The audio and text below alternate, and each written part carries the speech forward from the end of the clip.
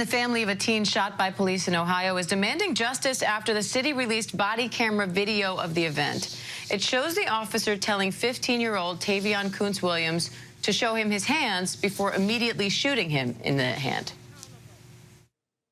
Where are you coming from? Can I see your hands real quick? Hey, it's fake! Shots fired! Shots fired! It's fake! It's fake! It's fake! It's fake! It's fake! Shots fired! It's drop fake. to the ground! Drop to the ground! Drop to the ground! It's fake! Drop to the ground! Fake. Drop to the ground! It's fake! It's fake! I promise. Hands behind your back. You can hear the teen repeatedly screaming, "It's fake, it's fake, it's fake." A police spokesperson tells ABC News the incident remains under investigation and that they won't be commenting further. Let's bring in ABC's Phil Lipoff along with ABC News legal contributor Shauna Lloyd for more on this. Phil, what's the latest on how this shooting happened? Well, the gun was fake. It was right. The gun was fake. But police got a call around 7 o'clock, April 1st in the evening, that someone was walking around pointing a gun at houses, pretending he was shooting the houses. Gave a description of the person who was doing it. The description matched the description of the 15-year-old. 7 minutes later, this happens. The officer, Ryan Westlake, pulls up. He pulls out. As he's getting out of the car, you can see he sees something in the 15-year-old's hands. He takes a shot, and it hits him in the hand. Thank heaven it didn't hit him in the torso or in the head or anything like that. But he goes down, and then you can hear him. Basically, he's crying the rest of the video, and he's saying, "I play football. I get straight A's. I'm a good kid." He kept repeating all these things. "I'm on my way home from my cousin's funeral. My grandmother lives just down the street." He's saying all these things to the officer, who at that point is just concerned with getting him handcuffed. Now, Shauna, an attorney for the teen's family says he was profiled.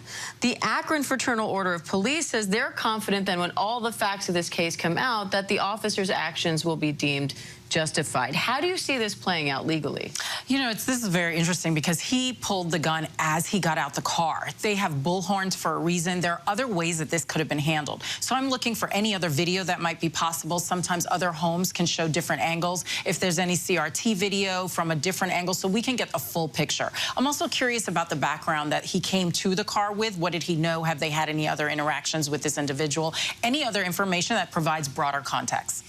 Phil, the teen's attorney also says that he was shot on the inside of his wrist and that indicates that his hands were up at the time. What's the latest on this investigation? It was part of the broader context that Shauna's talking about. The attorneys are saying if you're shot in the inside of your hand, the officer can see the inside of your hand.